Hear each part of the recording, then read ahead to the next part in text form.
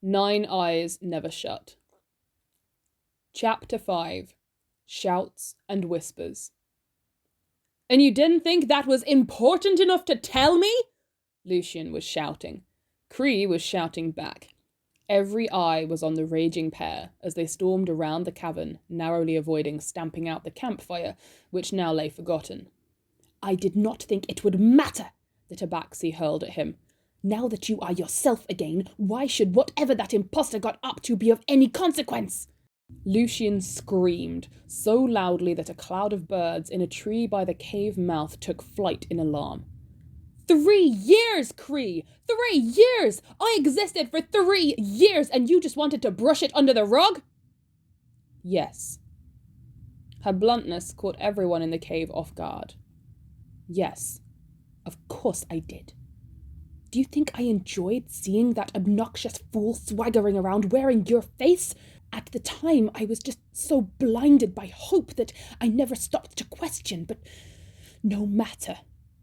When I knew the truth, I was outraged. He was wearing your skin, Nonagon, your skin, that he had so blazingly graffitied with his own nonsense. I mean, look at you. See what he has done to you.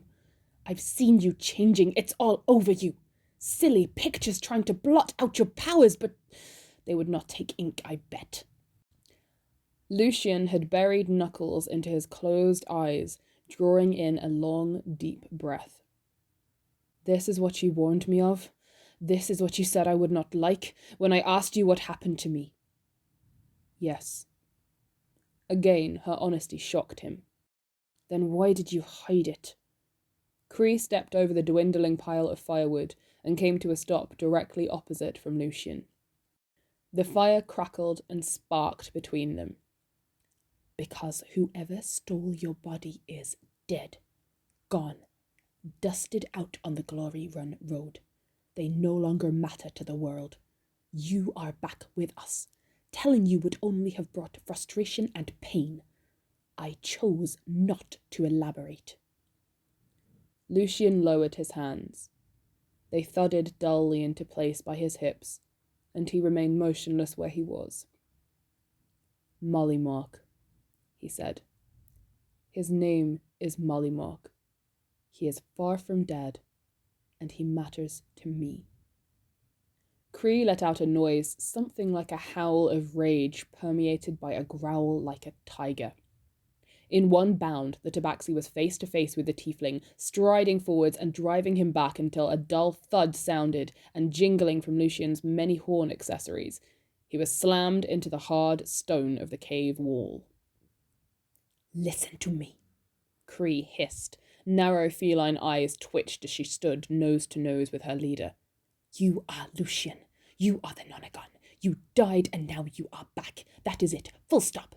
I did not spend so long tracking everyone down and bringing you back only to be thwarted at the final hurdle by memory of some carny.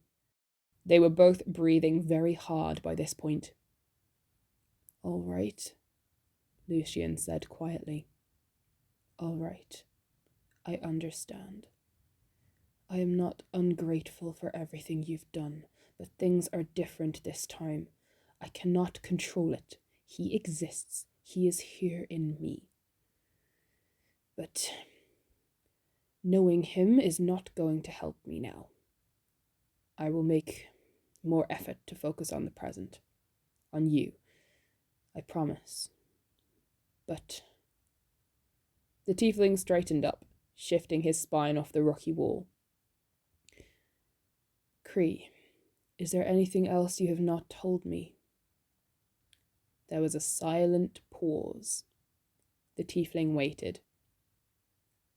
No. Cree was looking right at him. She did not blink. She did not shrink. She stood her ground. Lucien believed her. All right. Then I am going back to sleep.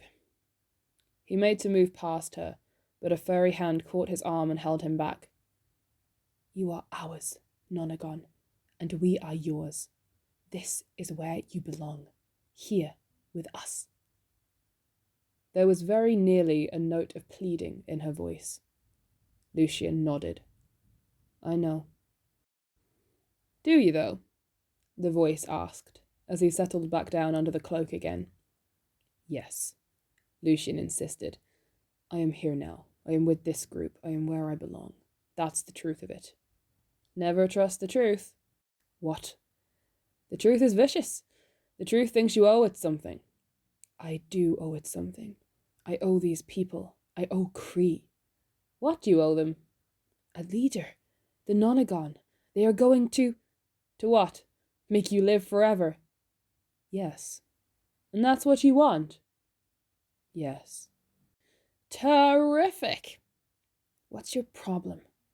Well, in case you hadn't noticed, Lucien, I'm here with you. I'm along for whatever ride you drag us on. So if you live forever, that means I will too. Lucien swallowed and rolled over. I am sorry, he whispered inside his head. I am sorry that I exist? Well, yes, in a way. Charming! Look, I never asked for some random person to come along and steal my body. Borrowed it. I borrowed it, really. And it was hardly my choice. I just woke up in the ground. No names, no anything. I know. It wasn't all fun, you know. I know. I was quite happy being dead. Then all this mess had to happen. Do you remember what it was like? Being dead? Yes. Not much. Kind of peaceful, I think. That must have been terribly boring for you. Was that a joke, Lucien? Perhaps. Well, there's hope for you yet. Try another. Baffle me. Go on. Our life? The voice inside his heart began to laugh. Lucien felt the corners of his mouth twitch. I'm going to try to sleep now, he thought. Do you think we will see any more tonight? I think so. It's all coming back in bits and pieces. I'd like to remember some more. I would like to see it. Go on then. Good night, Mr. Nonagon. Good night, Mollymauk.